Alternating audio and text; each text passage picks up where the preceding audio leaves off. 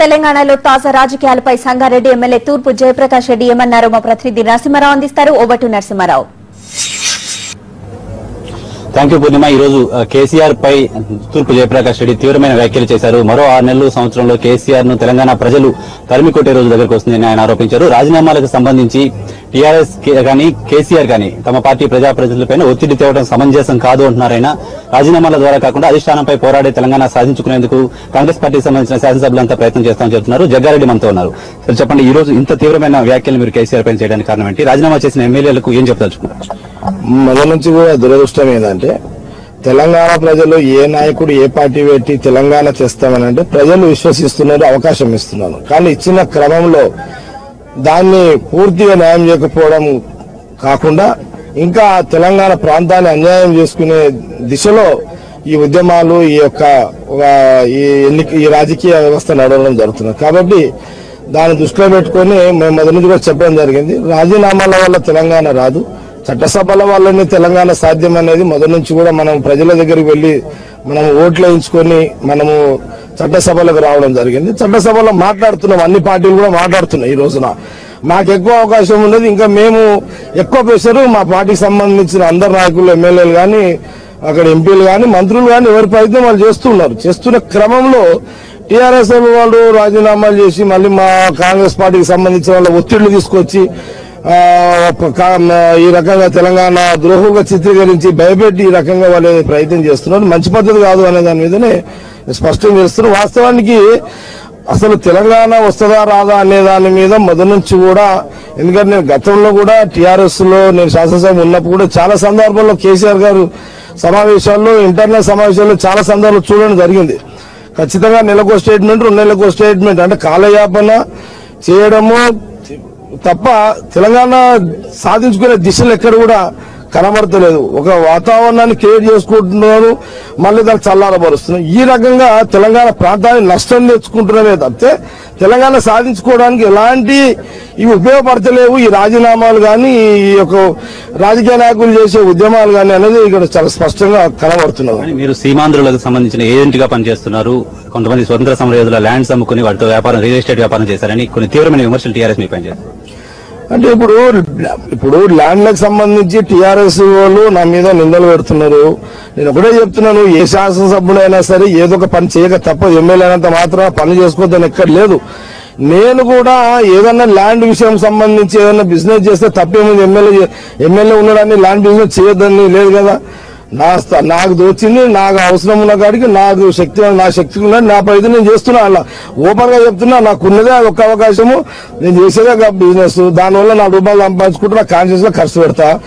కానీ నా మీద నింద పెట్టే కంటే మొదలు నేను భూములు అమ్ముతున్నాయేమో కానీ మీరు తెలంగాణ అమ్ముతున్నారు. మీరైతే తెలంగాణ దోపిడీ చేస్తున్నారు. మీరైతే అసలు మీ స్థితిగతులు ఏంటిది? మీ పరిస్థితి ఏంటిది? అసలు తెలంగాణ పార్టీ పెట్టకపోతే మీ స్థితిగతులు ఏంటిది?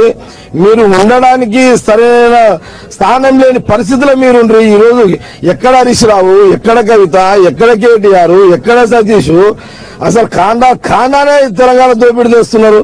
అసలు వాళ్ళ మీద ఎంక్వైరీలు నేను అందుకే అంటున్నా కదా, 6 నెలలకో ఏడాదికో వాళ్ళ ఆర్థిక లావాదేవీలు ఏ రోజన్నా బట్టబయలు కాక తప్పదు.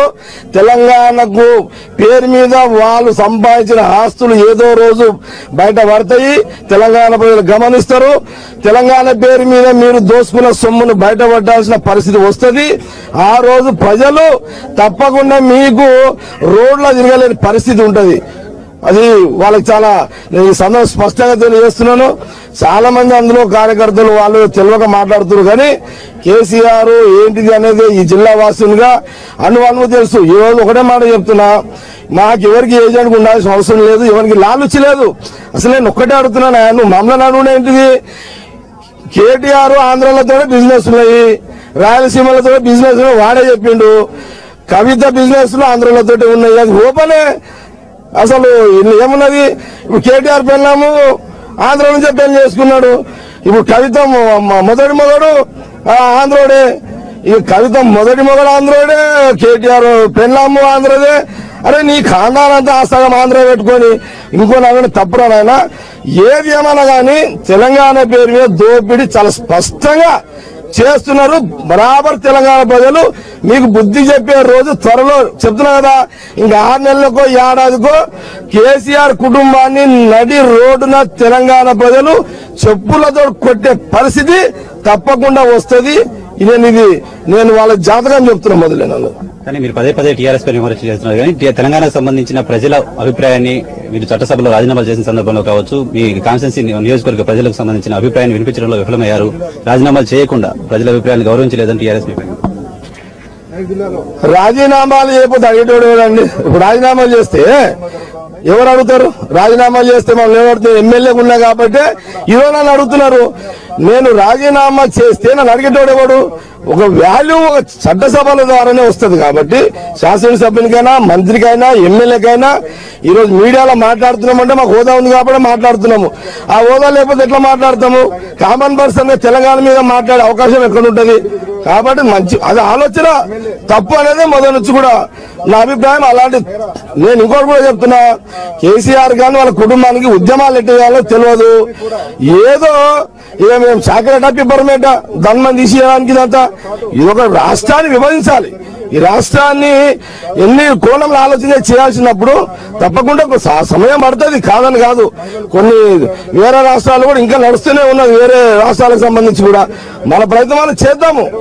మా ప్రయత్నం కాంగ్రెస్ పార్టీ మేము చేస్తున్నాము. కానీ కాంగ్రెస్ పార్టీ అధిష్టానం ఏమంటున్నది?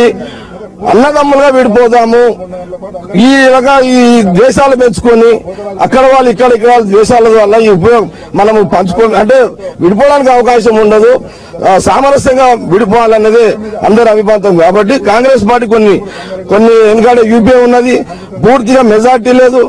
కాంగ్రెస్ పార్టీకి ఉండే ఇబ్బందులు ఢిల్లీలో ఉన్నాయి కాబట్టి ఆచితూచి కాంగ్రెస్ పార్టీకి అడగాల్సిన అవసరం ఉన్నది. కాబట్టి తప్పకుండా తెలంగాణ సమయం చెప్పలేము కానీ తెలంగాణ కోసం సిద్ధయిస్తోటే ఖచ్చితంగా పనిచేస్తున్నాము. నేను ఒకటే చెప్తున్నా, తెలంగాణ వస్తుందా రాదా అనేది కాంగ్రెస్ పార్టీ కంటే టీఆర్ఎస్ లకే కేసీఆర్కి ఎక్కువ తెలుసు. గతంలో నేను టీఆర్ఎస్ లో ఉన్నప్పుడు కూడా ఎన్నో సందర్భాల్లో బయట తెలంగాణ వస్తుందని ఇంటర్నల్ గా రాదు అని చెప్పిన సందర్భాలు టీఆర్ఎస్ నేను చాలా సందర్భాలు చూశాను. ఆ రోజు విశ్వాసం లేకనే నేను కాంగ్రెస్ పార్టీలోకి వచ్చిన. కాబట్టి ఈరోజు కాంగ్రెస్ పార్టీలో శాసనసభ్యులుగా తెలంగాణ ప్రజల అవసరాలను తీర్చుకుంటూ తెలంగాణ కోసం పనిచేస్తాం తప్పితే తెలంగాణ ప్రజలను మోసం చేసుకుంటూ బతకడము మాకు చేత కాదు, మాకు అవసరం లేదు. తెలంగాణ సిద్ధయిస్తూ పనిచేస్తున్నాము. ఎప్పుడైనా రాని వచ్చేంత వరకు మా పోరాటం కొనసాగుతూనే ఉంటుంది. ఇక్కడ పరిస్థితి టీఆర్ఎస్ కంటే కాంగ్రెస్ పార్టీకి తెలంగాణ అంశం పైన చాలా చిత్తశుద్ధి ఉందని జగ్గారెడ్డి చెప్తున్నారు. గతంలో అనేక సార్లు ఇంటర్నల్ గా తాను ఎమ్మెల్యేగా ఉన్న సమయంలో కేసీఆర్ చెప్పిన మాటలనే తాను ఇప్పుడు ఉటంకిస్తున్నానని, గతంలో తాను ఎమ్మెల్యేగా ఉన్న సమయంలో ఇంటర్నల్ మీటింగ్ లో కేసీఆర్ తెలంగాణ వచ్చే అవకాశమే లేదని తమతో చెప్పినట్టుగా జగ్గారెడ్డి చెప్తున్నారు. Over to Purnima.